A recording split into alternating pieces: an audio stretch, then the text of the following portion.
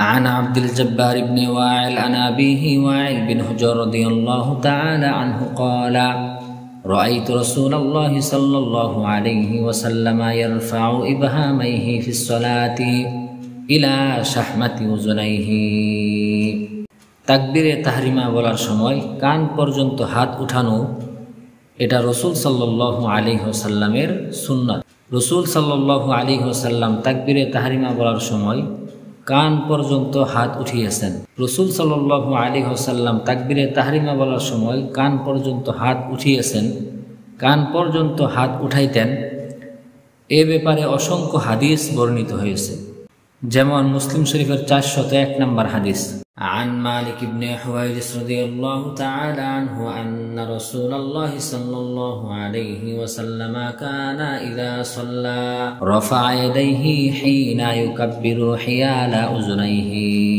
মালিক বিন হুয়াইরিস রাদিয়াল্লাহু তাআলা আনহু থেকে বর্ণিত, নিশ্চয়ই রাসূলুল্লাহ সাল্লাল্লাহু আলাইহি ওয়াসাল্লাম যখন নামাজ আদায় করতেন তখন তাকবীরে তাহরিমা বলার সময় উভয় হাতকে কান বরাবর উঠাইতেন। মালিক বিন হুয়াইরিস রাদিয়াল্লাহু তাআলা আনহু বলেন, নিশ্চয়ই রাসূলুল্লাহ সাল্লাল্লাহু আলাইহি ওয়াসাল্লাম যখন নামাজ আদায় করতেন তখন তিনার উভয় হাতকে কান বরাবর উঠাইতেন। তাহলে আমরা যারা তাকবীরে তাহরিমা বলার সময় কান পর্যন্ত হাত উঠাই, তাদের এই আমল রাসূল সাল্লাল্লাহু আলাইহি ওয়াসাল্লামের সুন্নাহ দ্বারা প্রমাণিত। কারণ রাসূল সাল্লাল্লাহু আলাইহি ওয়াসাল্লামও তাকবীরে তাহরিমা বলার সময় কান পর্যন্ত হাত উঠাইতেন। তার দলিল হলো মুসলিম শরীফের এই 401 নম্বর হাদিস।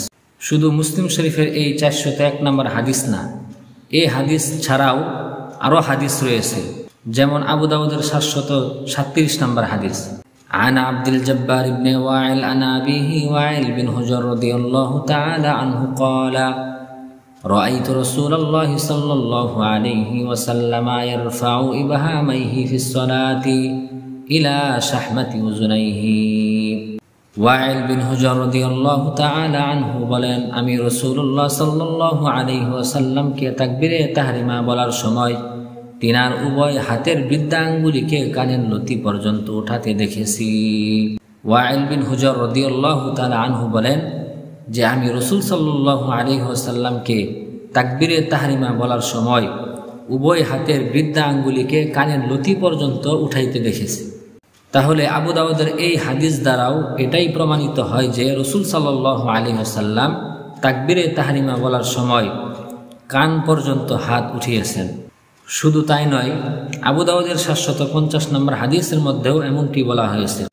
عن البراء بن عازب رضي الله تعالى عنه أن رسول الله صلى الله عليه وسلم كان إذا افتتح الصلاة رفع يديه إلى قريب من أذنيه।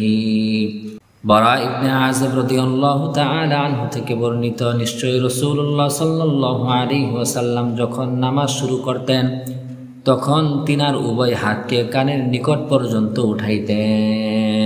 বারা ইবনে আযিব রাদিয়াল্লাহু তাআলা আনহু বলেন, নিশ্চয়ই রাসূলুল্লাহ সাল্লাল্লাহু আলাইহি ওয়াসাল্লাম যখন নামাজ শুরু করতেন তখন তিনার উভয় হাতকে কানের নিকট পর্যন্ত উঠাইতেন। তাহলে এই সকল হাদিস থেকে এটাই প্রমাণিত হয় যে রাসূল সাল্লাল্লাহু আলাইহি ওয়াসাল্লাম তাকবীরে তাহরিমা বলার সময় কান পর্যন্ত হাত উঠাইতেন।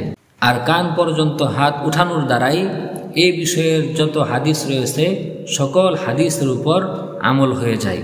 যদি আপনি শুধু বুখারীর হাদিস মেনে কাঁধ বরাবর হাত উঠান তাহলে কিন্তু এই সকল হাদিসের উপর আমল হয় না।